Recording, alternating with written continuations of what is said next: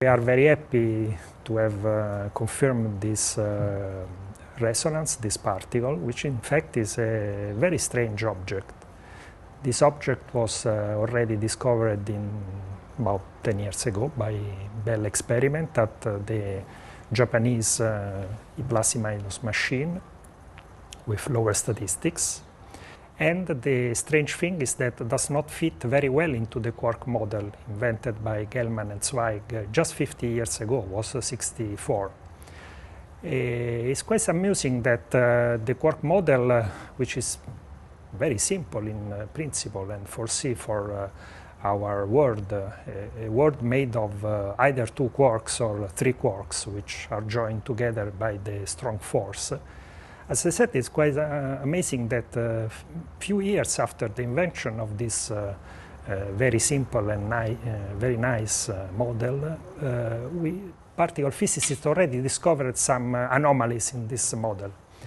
And in fact, this particle is a striking anomaly because it's evident that cannot, for several basic reasons, it's evident that cannot be made of only two quarks, as we expected from the Gell-Mann and Zweig model, but it should be made of four quarks. We have now undisputable proof that nature is actually able to form more complex, more sophisticated objects of quarks than were initially proposed by Gell-Mann in 1964. Up to now, we have only seen objects of three quarks or a quark and an anti-quark. In this particular case, LHCb has analyzed 250 billion events where, in fact, the LHC has produced a BB bar. And in these cases, we have 25,000 interesting decays of a neutral B meson. In this particular case, the B meson decays to three particles, and by analyzing the outcome here, we can see if nature has a tendency to form objects in the intermediate stage in the decay process. And what we have seen is that nature is actually forming an object of four quarks, what we would call a tetraquark.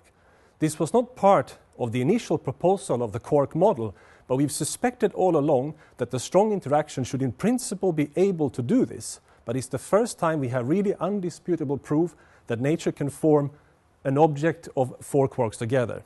For 40 years, we had actually no evidence of this kind of more exotic objects. There were the first hints coming about 10 years ago from the Babar and the Bell experiment.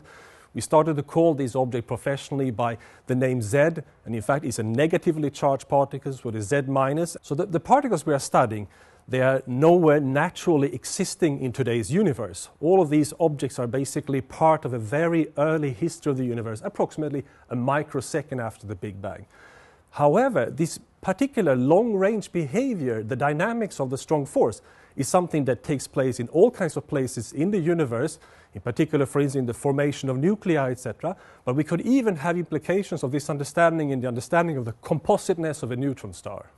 It is also amusing to see that we know that our universe is made of mostly of dark energy, is made mostly of dark matter, and only 4% of real matter, of everyday matter, is known to us.